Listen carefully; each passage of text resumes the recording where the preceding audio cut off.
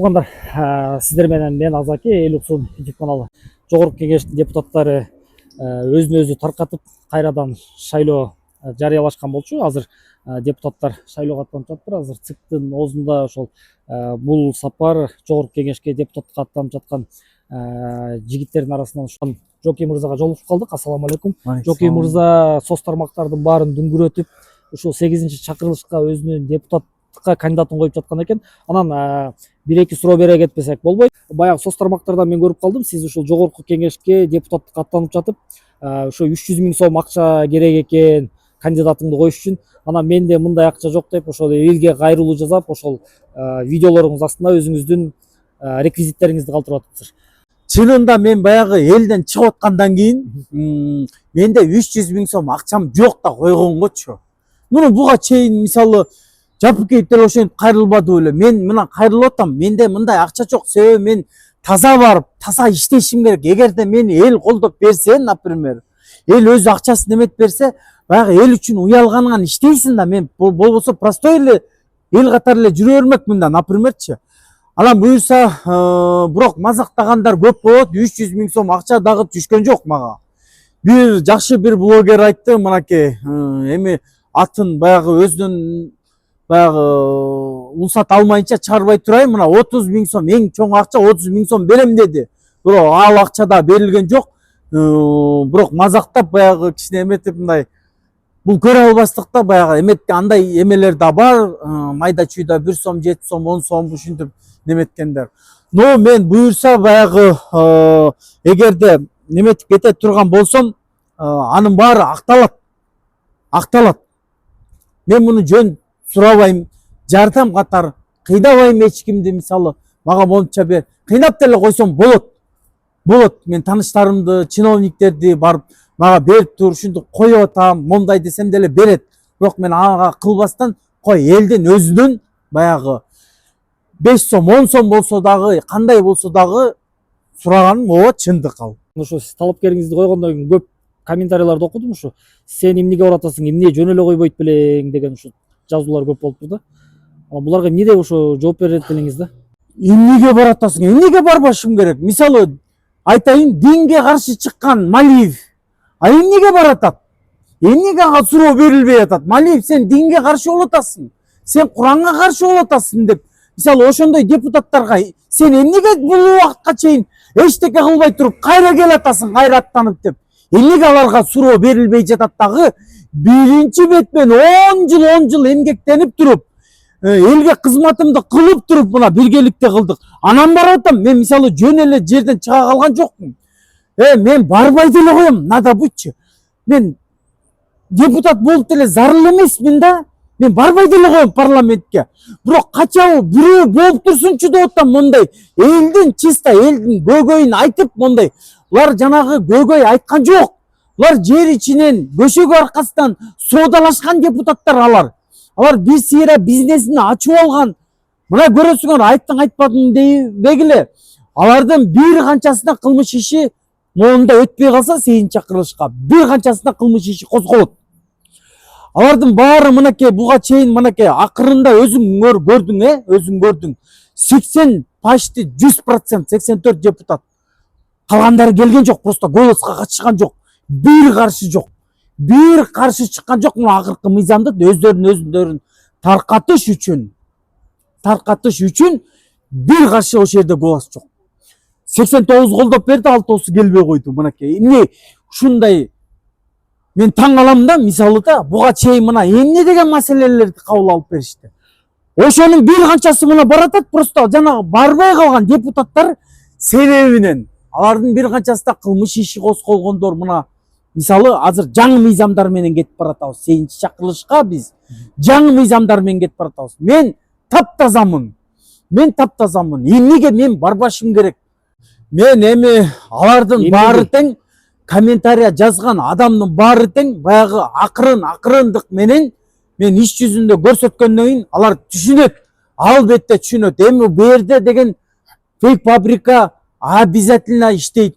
Бирин бутун тозот, обязательно иштейт. Ошонун баары тең жанагы мени көрө албаган, мен албетте мен өзім депутаттарға дагы эметем. Ал жерге мисалы мен барып калсам, мен ошол депутаттардан баштайм. Эң биринчи маселени өзүбүздүн ичибизден баштайм.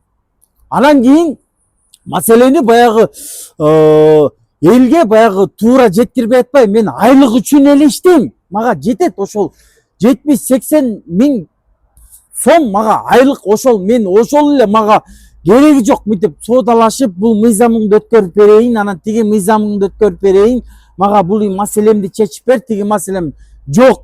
Мен андайга барбайм. Себеби мени эл өзү колдоп, эл өзү шайлап берип атса, өздөрү каржылап берип атса, напримерчи, анан мен эртең мага бет керек да, эртең мен көчөдөн бетимди тытып алганга сенин деле укугуң болот. Мен сени тарткам могу жерден, ЦИКтин алдынан, билесиңби? Эмне деген сөздөрдү бергенсиң? Мына менин ушул архивимде деп, сен эле менин бетимди тытып алсаң болот. Мен ошого мен бетим чыдабайт. Мен элдин таламын талашып, мынакей могу биринчи эле могу ошол укуктуу мынакей могу номерлар менен, российский номерлар менен канча киши мага кайрылган, мен колуман келе албады. Мен бара албадым алар чакырган. Бирок ушуну парламентке барып калсам, сөзсүз мына ушундан баштайм мен могу российский номерлардан. Биринчи маселем ушул афганский российский номерлар менен буларга бир ирет жеңилдетип бериш керек.